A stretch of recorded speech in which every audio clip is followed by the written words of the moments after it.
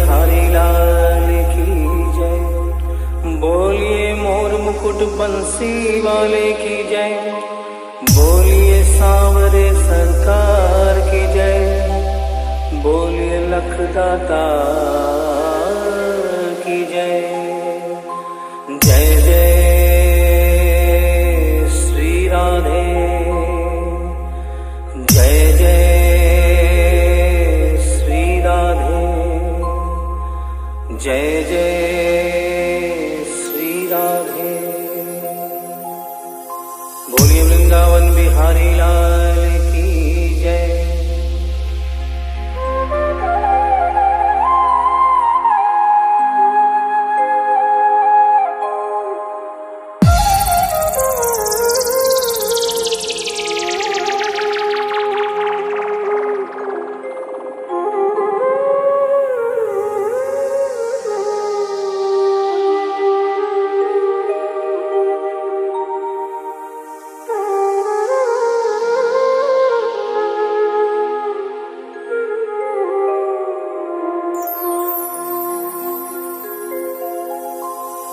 ये भजन जो मैं गाने जा रहा हूँ, ये कोई भजन नहीं है, ये एक सच्ची घटना है।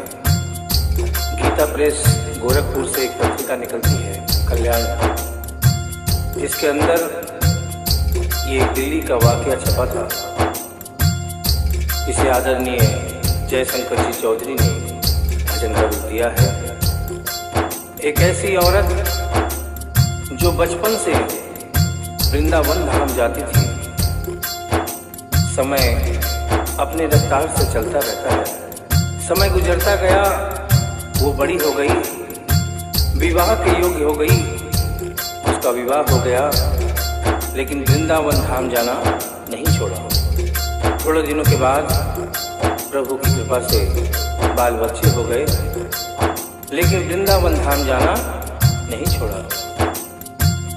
समय गुजरता गया, बच्चों की भी शादी हो गई, लेकिन वृंदावन धाम जाना नहीं छोड़ा। नाती पोते हो गए, लेकिन वृंदावन धाम जाना नहीं छोड़ा। लेकिन कहते हैं कि बुढ़ापा एक ऐसा कड़वा सच है जिसे हर इंसान को स्वीकार करना पड़ता है। उस औरत ने जब ये देखा कि अब शरीर साथ नहीं देता,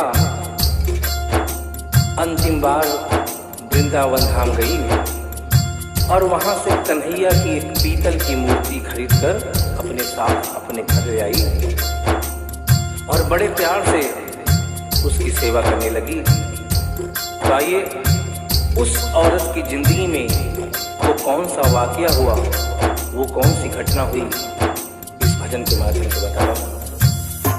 भगत के वश में है भगवान, भगत के वश में है भगवान, भगत के वश में है भगवान, भगत के वश में है भगवान।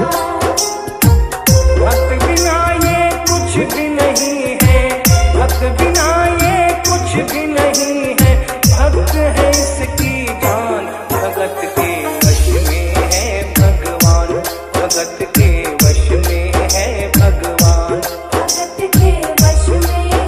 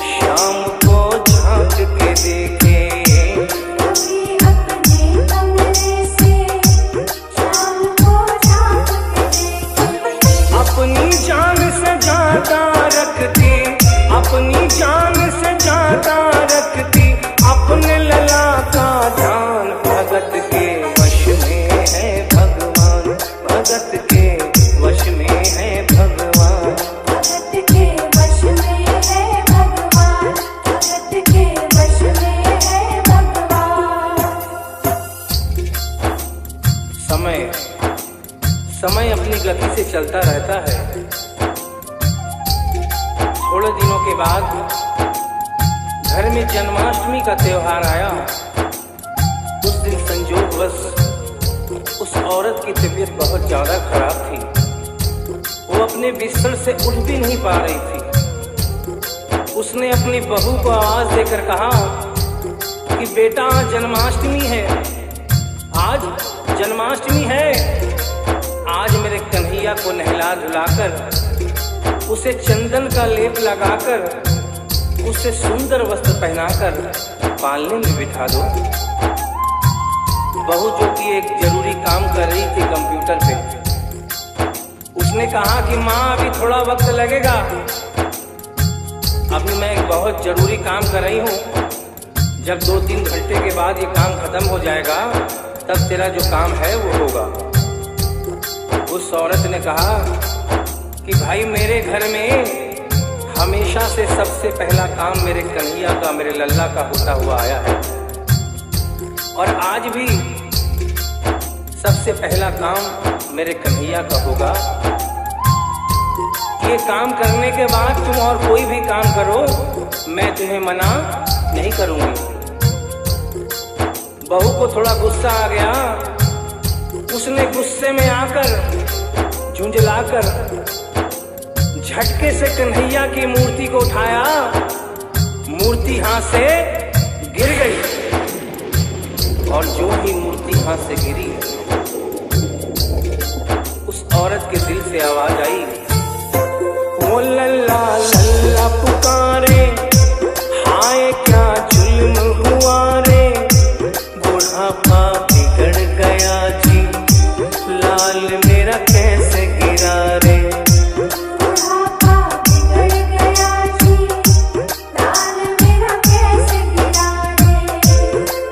बेटे को बुलाती है और कहती है क्या, जाओ डॉक्टर को लाओ, लाल का हाल दिखाओ, अगर इसको कुछ हो गया मुझे भी मार गिराओ, अगर इसको कुछ हो गया मुझे भी मार गिराओ। रोते रोते पागल हो गई, रोते रोते पागल हो गई, घर वाले परेशान, भगत के वश में है भगवान, भगत के वश में है भगवान, भगत के वश में है भगवान, भगत के वश में है भगवान। उसके बेटे ने लाख समझाने की चेष्टा की कि माँ ये पीतल की मूर्ति है, माँ ये पीतल की मूर्ति है, इसे गिरने से कोई चोट नहीं लगती। लेकिन वो एक ही रटन लगा के रखी थी कि किसी डॉक्टर को बुलाओ और मेरे कन्हैया को दिखाओ। हल्ला गुल्ला सुनकर पड़ोसी जमा हो गए। पड़ोसियों ने पूछा, भाई क्या बात है? लड़के ने कहा कि मेरी माँ पागल हो गई है, मेरी माँ पागल हो गई है। अरे पीतल की मूर्ति जमीन पे गिरी है तो कहती है कि डॉक्टर को बुलाओ। उन्हीं पड़ोसियों में एक बुजुर्ग आदमी थे। उन्होंने उसके बेटे को एक तरफ बुलाया और कहा कि बेटा क्यों झमेला करता है? अरे मोहल्ले में इतने सारे डॉक्टर हैं, किसी को बुला के ले आ, वो आके देख लेगा और कह देगा तेरा लल्ला ठीक है, तेरी माँ शांत हो जाएगी। लड़के के भी समझ में बात आ गई। मोहल्ले में गया, बहुत से डॉक्टरों की मिन्नत की, लेकिन कोई भी डॉक्टर ये केस लेने को तैयार नहीं हुआ। बड़े मुश्किल से एक डॉक्टर को राजी किया और कहा कि डॉक्टर साहब मैं आपको दुगनी तिगुनी फीस दूंगा, सिर्फ एक बार मेरे घर चल चलो और मेरी माँ से सिर्फ इतना कह देना कि तेरा लल्ला ठीक है। डॉक्टर भी लालच में आ गया, अपना ब्रीफ केस उठाया और उसके साथ उसके घर चला गया। और क्या हुआ? न नबज को टटोल के बोले ये तेरा लाल सही है, कसम खा कर कहता हूँ कोई तकलीफ नहीं है। वो माथा देख के बोले ये तेरा लाल सही है, माई चिंता मत करियो कोई तकलीफ नहीं है, माई चिंता मत करियो कोई तकलीफ नहीं है। लेकिन उस बुढ़िया माई को तसल्ली नहीं हुई। उन्होंने कहा अरे डॉक्टर ये तू कैसा चेकअप कर रहा है? अरे अपना ब्रीफ केस खोल और उसमें से वो मशीन निकाल जो ऐसे कान में लगा के सीने पे लगा के देखता है ना, उससे मेरे कन्हैया की जांच कर। डॉक्टर बेचारा क्या करता, अपना ब्रीफ केस खोला, अपना आला निकाला, एक सिरा अपने कान पे लगाया और दूसरा सिरा कन्हैया के सीने पे रख दिया। और क्या हुआ, जो ही सीने से लगाया पसीना झम कर आया, उसने कई बार लगाया और डॉक्टर चकराया, उसने कई बार लगाया और डॉक्टर चकराया। धड़क रहा सीना लल्लाता, धड़क रहा सीना लल्लाता, मूर्ति में थे प्राण भगत के वश में है भगवान, भगत के वश में है भगवान। भगत के वश में है भगवान, भगत के वश में है भगवान। संतोष बरियारपुर। और डॉक्टर ने जब ये नजारा देखा उसका माथा घूम गया। इतने दिनों तक जो साइंस की पढ़ाई की थी वो सारी की सारी धरी रह गई। अपना ब्रीफ केस, अपना आला वहीं छोड़ के जाने लगा। बुढ़िया माई ने आवाज दिया अरे डॉक्टर, अरे कहाँ जा रहा है? अरे अपना ब्रीफ केस तो लेता जा। तो डॉक्टर ने उस औरत को जवाब दिया, सुनिएगा क्या कहा। देख तेरे लाल की माया बड़ा घबरा रहा हूँ, जहाँ से तू लल्ला लाई वहीं पे जा रहा हूँ, जहाँ से तू लल्ला लाई वहीं पे जा रहा हूँ।